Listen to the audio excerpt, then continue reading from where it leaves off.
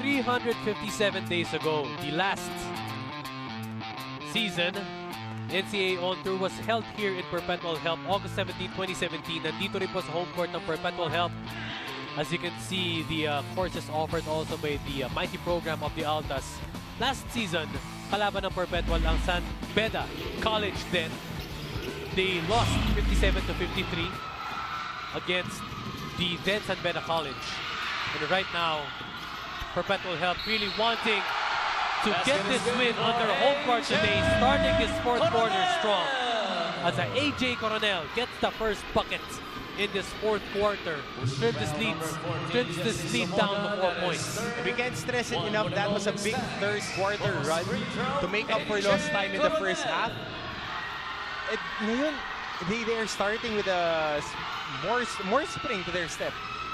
More spring to that step for that offensive rebound. Skying high is AJ Coronel. Completes the three-point play. Don't look now, mga kapamilya. One possession lead na lang. One possession gain na lang po ang abante ng San Sebastian. 57-54. Matatandaan din natin kanina sa juniors matchup natin. Nag-overtime. Correct. Yung matchup ng Staglets at ng Altalets. Oh, nag-overtime yun. 60 all. As a Perpetual, the Altalets. Of course, Noy Javier. I had the opportunity to be his teammate in the defunct PBL. A very good shooter. And now plays in the MPBL for Zamboanga. Panalo ba sila kagabi? Panalo. Niloloko ko nga Tito Noy Javier na siya doon eh. Tsaka mga tito yung kumamada. Reed Hontilla, Noy Javier, Leo Avenido, tsaka Jonathan Pareño. Zamboanga Valentes. Oo. Hindi ko nakalaro mo siya, tito ka na rin. Mas tito ko. Hindi. First year ako noon, 5th year na yan. Kuya lang. Pa-transition sa tito level. Okay. Alright, ito si Idol. Alin Bolanadi. Misses that one, pero AJ Coronel on the break. Edgar Charcos. Open court basketball. Pinabali ni Edgar Charcos. Pinasabit. Heads to the line for 2 free throws. Nakita na niya, natatalon talaga si Capobres dahil bumuelo, nag-short choppy steps. Inangat pa din eh. Ito, kita mo, binasa niya yung defender eh. Kasi short choppy steps si Capobres, iniwas niya, pinahasabit lang talaga niya sa braso. And that is a skill, no, Coach Hammer, that ability to adjust mid. Oo, exactly. Kasi usually, katulad namin mga big guys, pagka tumatakbo, gusto na lang namin i-finish sa taas. Kaya madalas nahahabol, naha-hard foul. Pero yung dexterity na ibomba mo sa taas, it's something to behold. And of course, Sir Frank Gusi, the athletic director, and Coach Dax Castellano of the College of St. Pinion Blazers, the Mancom representatives ng dalawang eskwela. And Sir Frank Gusi, meron ring history, served as the athletic director for the San Sebastian program. And then now with the University of Perpetual Help Altas. Mas galing NCAA, hindi na sa mga players kundi sa ating mga management committee rin. Ito na nga, Perpetual Help this half, scoring 28 points kontra sa 27 lamang na pinakita nila ng first 2 quarters. 2-point lead para dito sa Pastek, Capobres. Pero mauubusan ng oras, hindi nga ba? Hindi tinawag yun? Hindi tinawag. Dahil mukhang on the way yung shot. Nagreklamo nga si Coach Frankie sa sideline. And that is a big break. Alvin Capobres makes do of that extra possession. 59-55. Ito kanina pa nila sinusubukan niyang high-low na yan. Nakadalawang beses na sila na masama yung pasa. Kanina tinawagan ng foul. Dito lang yan sa second half ha. Yung pangalawa yun, nag-turnover pa. Ito yung huling atake nito ni Capobres. Nakita mo medyo chumikinwing pa dun sa pag-atake na yun, kaya hindi nakalateral. Si Prince Eze and Alvin Capobres continues to be the catalyst for this attack. And perhaps also the speed. Kaya pinalabas niya si Prince Eze doon out of the paint. Ginamit yung speed niya doon. Coach Hammer to be able to get that basket in. And this second half, 13 points pa lang. Etong San Sebastian Golden Sox. First half, 46. You gotta credit the defense of the Altas really picking up in the second half. Right now, let's turn it over to Siege Santengo. Siege? Yes, Migs. Bago pa man magsimula ang larong ito, sinabi na ni Coach Frankie, San Sebastian may materyales. They are going to be no pushover. Yan nga ang naging takbo ng larong ito. Kaya ang reminders ni Coach going into the fourth quarter, keep running. Nasa kanila naman ang full support ng Perpetual community. May mga grade 5 students akong katabi kanina na nag-video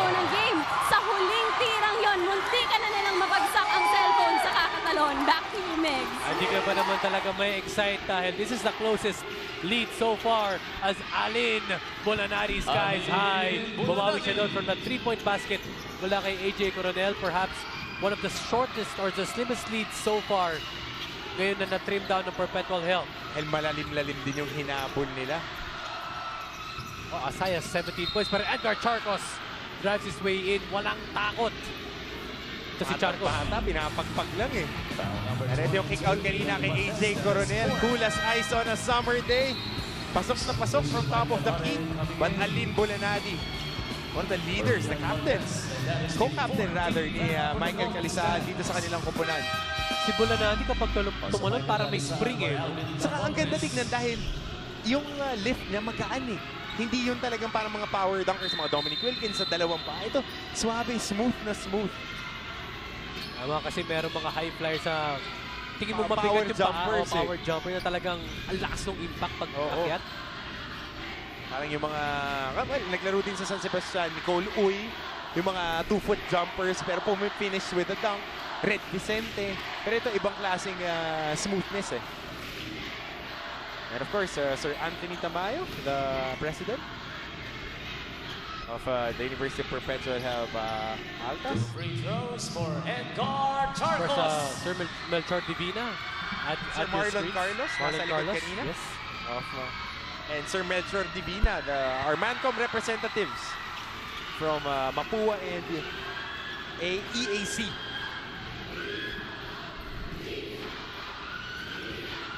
Edgar Charcos, 11 points. Suki to sa free throw line so far sa second half. Makes 2 out of 2. And again, the lead is down to 1 point. This half, 17 points off the jump shots para sa Perpetual Health. Still a 1-3-1 para dito sa defense of Perpetual Health. Bolanadi, 2-man game kay Calisaan. All loses that handle. Charcos on the fast break. The first lead of the ball game para sa Perpetual Health. And it's that first 3-point shot that ignited this run. Nung na-shoot ni Edgar Charcos yung una niyang tres, sunod-sunod na nakakuha sila ng stop. The number 2 scorer in the league is finally humming. And in tune ngayon ang Perpetual in the fourth quarter. Jello Razon, 3-2 break. Jello Razon! Huwag gandang balisala nun. Pero nagkakagrihan sa ilalim. Contact, body to body. Si Kim Aurin. They stop nila. Again, it's always the defense. Sinabi natin on top of our coverage mix that both teams like to run and they are fueled by their toughness on the defensive side of the ball, which became the trend. First half, maraming points of turnovers ang San Sebastian. Second half, nakabawi itong Perpetual Health Altas. Kaya maganda ang kanilang itinatakbo. You're right, Coach Hammer, because so far, in the second half, 7 turnovers. At ito yung kanilang points of turnovers. Medyo dikit lang pero yung impact nung pagka nakaka-stop na ko-convert into points. And it is a second chance points para sa Perpetual. 10-6 right now in the second half. Hounded Are. Oh, something slipped para dito kay Eze pero nothing really serious. Baka nadulas lang. Oh, may wet spot doon dahil medyo humid nga itong ating gym. Magandang makita to ng ating mga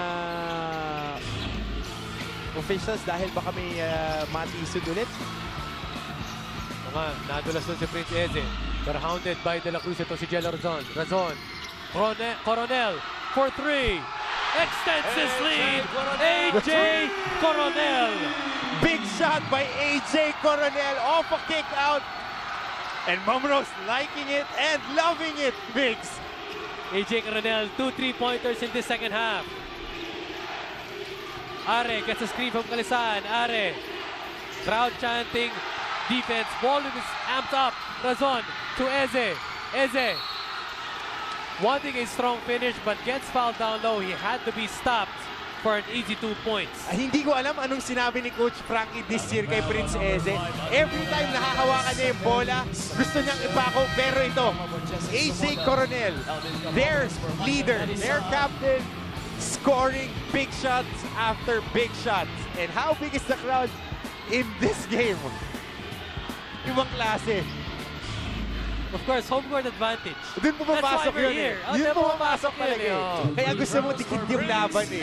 Para na i-involve yung crowd. And How about that lead na hinabol netong University of Perpetual Health Altas? Ang bigat nun. As high as 21 points. 21 points. 21 points. Noong first half. And right now, they are holding on to a 4-point lead.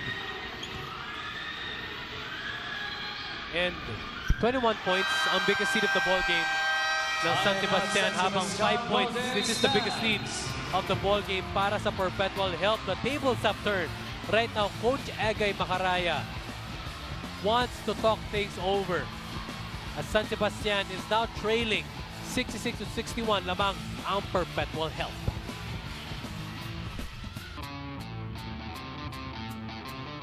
Kanina napapangiti lang ang Perpetual Health community. Ngayon, tuwang-tuwa na. Hindi ito, naghihiyawan na. Naghihiyawan na. Right out of their seats. You know, wala na Pati nga tayo napapatayo eh. Doon sa Napapatayo mga bigat na mga pinupukol nila. At least half po dito sa Perpetual Health. Kanina napatayo ng mga big threes ni Edgar Charcos, ni AJ Coronel. At talagang tuwang-tuwa ang Perpetual Health community. They're up by 5 points. 5:38 remaining in the fourth quarter. Will they be able to hold on? And one of the more rabid school supporters, itong University of Perpetual Health Altas. Bulanadi, Pobres for 3. Sabi niya, quiet lang kayo. I have my ways. 66-64. Coronel to Aurin. Aurin to Eze down low. Eze. And what could have been an easy basket, humabol na ng depensa ni JM Calma, gets fouled. As Prince Eze will head back to the line. Currently, he is 3 out of 5. Ito yung pick and pop action of the inbound play. Very basic, Egay Macaraya staple. Get your wing-to-wing screen. And miscommunication on the part of the Alta. Sumama yung dalawang wing guys sa isang tao. Right now, kahit patuloy na pinahihirapan si Prince Eze, is paying dividends for him. Is kanyang free throw shooting, it's okay. 1 out of 2. Right now, 4 out of 7 from the free throw area. And yung mabigat doon is how he anchors their defense and how he patrols that paint. Ito free throw story natin. 18 out of 30 for the Altas. Big block there by Prince Eze. Kim Aurin drives baseline, hounded by the umbrellas of San Sebastian, pero they will lose that basketball. Pupunta ang bola sa paste. Yung nakapalibot sa kanya, wala na siyang mapihitan. Kahit iikot niya yung pivot foot niya, may taong nasa harapan. Nga sabi mga anchor ang depensa dito si Prince Eze para sa Perpetual Health. Currently right now with 5 blocks. Alright, up in his Matching his average. Averaging 5.3. The collector. Capobres against Eze. Capobres, drive middle. Oh, Alvin Capobres. Wow. Matching big shot after big shot. Itong si Alvin Capobres. Razon against a taller Bulanadi. 2 screens from Coronel and Eze. Coronel down low to Eze. What a jam! Oh, that's Carmelo Anthony-esque. Just slam it through the hoop. Don't even touch the rim. Gets the crowd hyped up. Extends his lead to 3 points. Whatever Coach Frankie said talaga, every time na mahawakan niya, gusto niyang isalpak eh. Bubuhatin niya yung bantay. Capobres for 3. Too strong. Rebound by Razon. Razon tumatakbo. Razon all the way. Coronel nag-iisip. Sabi niya relax lang. To Aurin, sabi niya okay, wait lang. Relax lang tayo. We have more time. Ito yung stabilizer ng team nila, no? Kim Aurin, every time sila ni Coronel, hindi nagmamadali, pero doon naka-turnover. Fast break opportunity para sa Baste. Bulanadi, pero rebound ni Arjun de la Cruz. 1 point, abante ng Perpetual. Fast break, Aurin. Razon. Eze. Eze again. Inside! Walang nagawa si JM Calma. Prince Eze going to work. Has the chance to extend his lead to a 2-possession ball game. Kung larong barangay, mix, ito makikita muna natin itong magandang depensa ni Coronel. Mintis ni Bulanadi, but De La Cruz was right there. cleaning up. Pero ito, ang tawag dito sa larong kalye, minama na lang sa ilalim. Great entry pass na kanina pa nila sinusubukan. Ngayon nag-click sa fourth quarter. And that is the game plan of Coach Frankie Lim, of course, attacking the basket, using that advantage, of course, with Prince Eze. 19 points, 14 rebounds. Eze, make that still 19. 3-point lead. Are, or make that De La Cruz to Bulanadi. Up top. To Are. To De La Cruz. Bulanadi for 3. Too short. Rebound by Eze with his 15th rebound. Jello Razon, 2-on-2 fast break. Jello Razon, oh, clean steal by Michael Are. 3-on-2 fast break. Are, De La Cruz pops it up for 3 points. Pero rebound by Eze. Freestyle basketball. Almost loses the handle. Edgar Charcos, oh. No clear possession on that play. Pero Michael Are, sabi na sa teammates niya, to Bulanadi for 3. Oh, Alin Bulanadi ties this ball game at 71. Cold-hearted 3. After that helter-skelter action, ika nga ni Larry Kergo naman. Bahala kayo dyan. Pupukol ko yung 3 and he ties this game up. Charcos. Oh, what a Euro step. Oh, what a floater. Edgar Charcos, the veteran, the big game for Coach Frankie Lim. At hindi ka talaga titipirin netong Perpetual help. Every time that they play, you would get your money's worth. Talagang the way that they play and execute in the end game, bang klase. Edgar Charcos right now, 16 big points. And most of them in the second half. Yes. Bulanadi wants to make it back-to-back. Rebound by Eze. Charcos. Drive, no foul called. There was some contact, but no foul called there on Charcos. Tonton Peralta coming in for Kim Auri. Here we go. This is the cold-blooded 3 by Alin Bulanadi. Nobody really on him. Not phased right here, pero binawi dito with this sleek Euro step against Alin Bulanadi is Edgar Charcos. And the big guns show up. Ito, Alin Bulanadi. Ito yung combination ni Bulanadi and Calma. In the first half, 24 points. Second half, 5 points lang. Na-check. Oh, Alvin Capobres. Wow, what a Herculean drive to the middle as he ties this ball game. Exciting action dito, Coach Hammer. Oh, palitan lang. Tabla tayo dito. Meron tayong 1 minuto, 15 segundo. And the defense of both teams picking up. A timeout story right here, Coach Frankie uses his one of 2 timeouts. 1:13 remaining in the ball game. 73 all.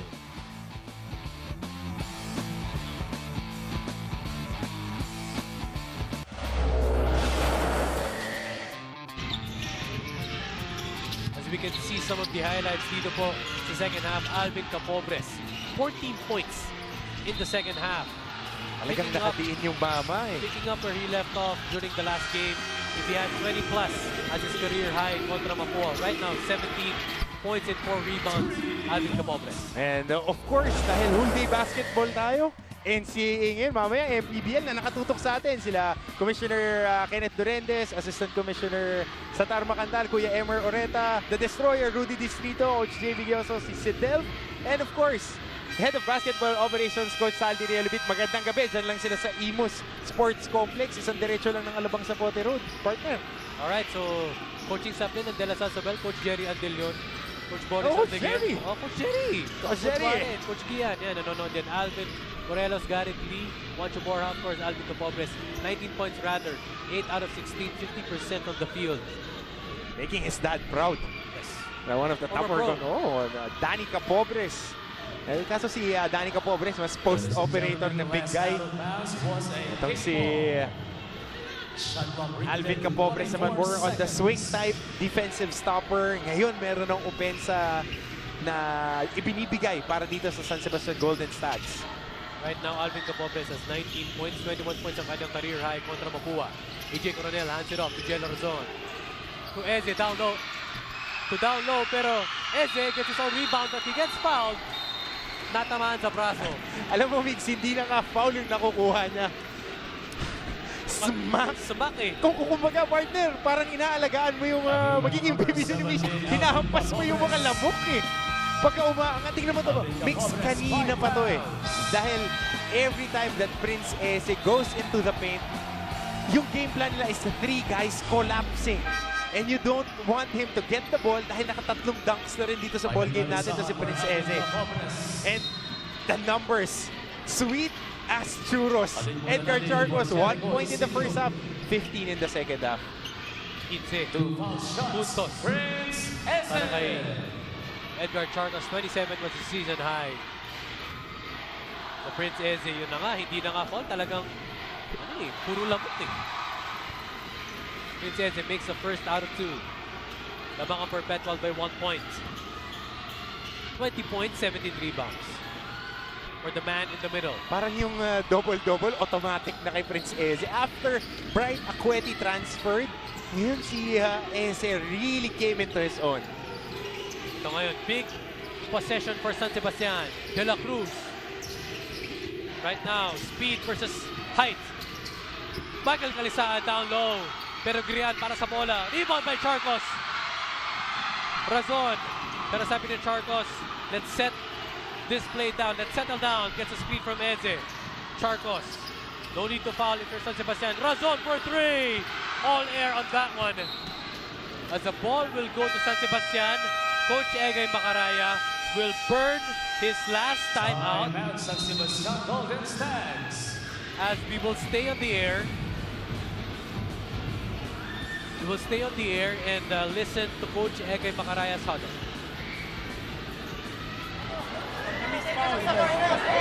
Hey, makinig, makinig! Michael, dito ka, Michael. Michael, dito ka. Ikaw mag-post. Tapos, 8, 5, 3, No. Anak na tokwa. Ikaw naman imbag. Okay. Makinig. O, alin ko. Tanggap ng bola. Okay? May positive sila Pisto. Hey! Atakihin na natin diretso. May positive sila One point Pisto. lang yan. It's like the foul. Soy! Ikaw ang mag-pick. Allen, kunin mo ito. Ready to shoot ito. Atakihin mo. Michael, out. Michael, ikaw sa ilalim. I want your rebound kung magmintes. Mag-misbound. Pag wala, bigay mo sa ilalim kay Michael. Safety, safety. Break guard mo, break. Kung mag-miss, foul tayo. The basic inbound to mix. Gusto nila mapunta kay Alin Bulanadi. Gets a single high screen from JM Calma. And just go downhill from there. And timeouts left. May isa pa ang Perpetual Help Altas. Wala na ang San Sebastian Golden Stags. And of course, you wouldn't want a 3-point basket right now. That's not a first option, Coach Hammer. Definitely. Dahil you're holding on to a 1-point lead. You have a foul to give. You want them to burn a little bit more time and just challenge them to win the game. Ito yung atake ni Bulanadi. Bulanadi, gets back So, by Eze. Pero rebound dito. No clear possession as of yet. Razon, fast break to Charcos. Cherry picking, yes! Edgar Charcos extends this lead to 3 points. No timeouts for Coach Egay Macaraya. But still a one-possession ball game. De La Cruz. Slits is JM Calma. De La Cruz. 4-3, pulls it up. Big shot! Big shot! Big shot! De La Cruz with 3 seconds remaining. No timeout for them. The defense was not set up. Nadula si JM Calma off that pick, but Arjen De La Cruz, what a way, what a time to step up. Ito yung shot block ni Eze, Karambola, Agawan, Coronel, matatapik, and Charcos cherry picking. Ito yung nagbigay ng 3-point lead. Bagbaba sa kabila. Makikita natin, ito yung sinabi mo, nadapa si JM Calma, sumabit yung paa ni Edgar Charcos. It wasn't an illegal screen. And De La Cruz knocking down and tapping on his chest. Bakit hindi? Pinakamalaking puso na stag ngayon. Labas tayo ng bola rito. Okay? Charcos, same thing, ha? Same thing. Staggered screens. Okay? Ito out. Ito, crucial. Ese, you screen on AJ. AJ gets the ball. Okay? Ikaw, dito ka. Dito ka. Ikaw ito. Spot up ka. inbound. Okay, pagdako mo dito, you can drive or you can give it to Ese. Ese, stay here. Make sure you're open. Give the ball to him. Pagdag ka back, drive mo.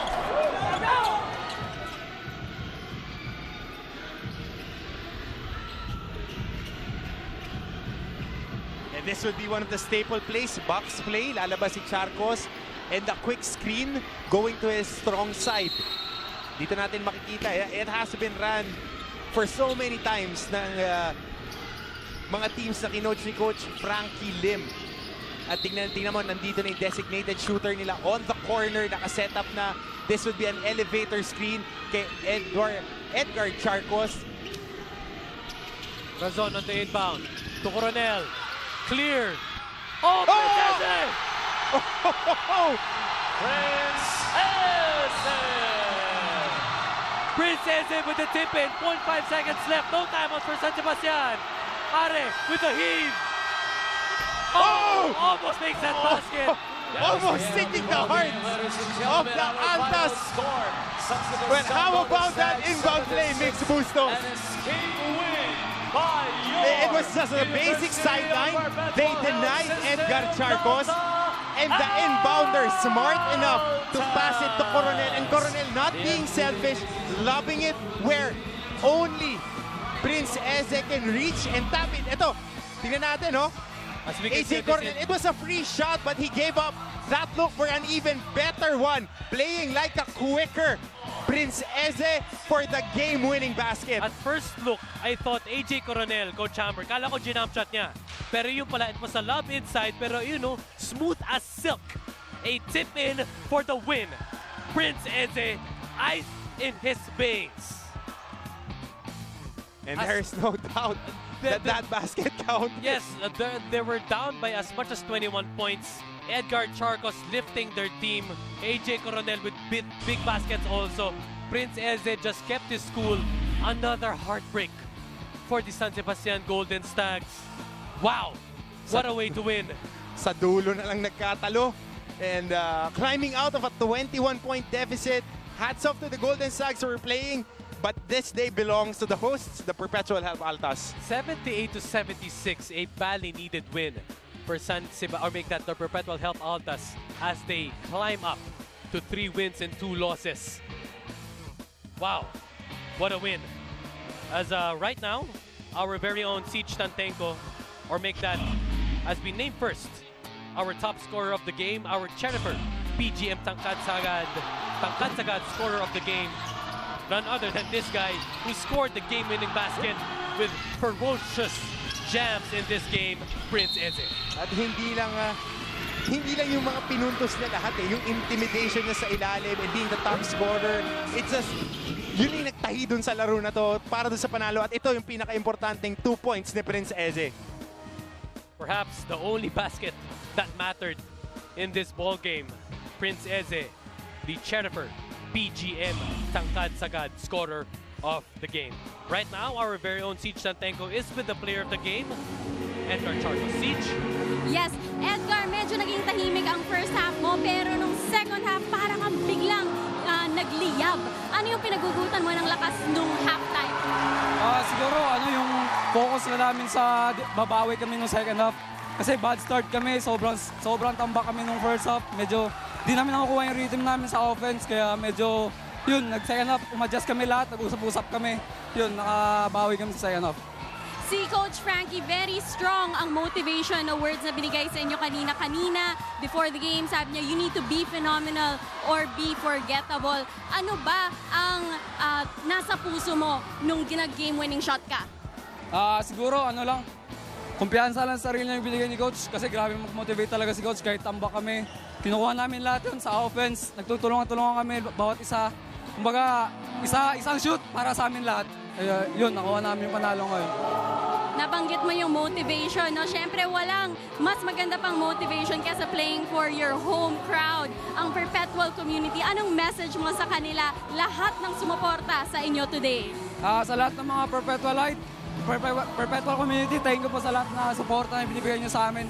Tsaka lalo na ngayon sa home court, di kayo gumibap sa amin kahit bad start kami pero nakuha pa rin namin yung panalo. Thank you so much. Thank you very much. Meron ka bang gustong batiin? Friends or family mo? Binabati ko yung sa Negros. Sila ni mama, papa ko, mga kapatid ko, mga Charcos family, yung mga taga Carlota, yung mga sumusuporta sa Perpetual, Kalis family, sa girlfriend ko. I love you.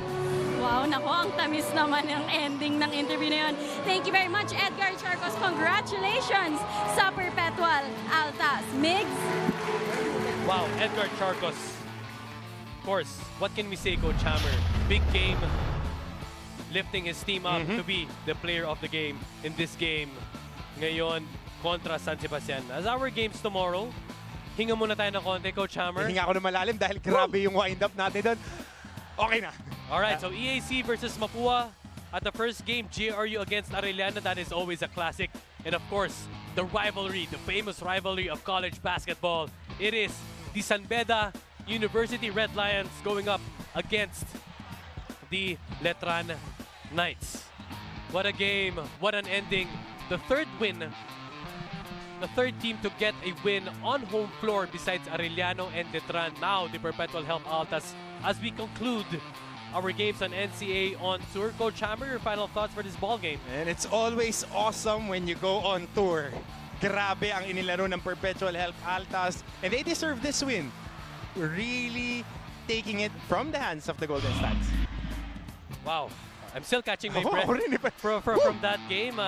San Sebastian led by as much as 21 points pero ginapang ng Perpetual Help as a tulong-tulong mula kay Edgar Charcos, AJ Coronel, Rome Mangalino, and of course, that guy who made that game-winning tip-in is Prince Eze. Para po sa ating mga kapamilya, ang ating game producer na si Mark Morados, Direk Raul de Ocampo, our executive producer, Vic Caridad, our floor directors, Mickey Merabueno, Larry Deang, our Sultan of Stats, Pong Docanes, everybody else at the van, Siege Tangtenko, Martin Antonio, Mix Bustos po. Maraming salamat for joining us for On Tour on the NCAA. Bukas po ulit magre-resume ang aksyon ng NCAA Season 94. Maraming salamat. Keep it only here on SNA.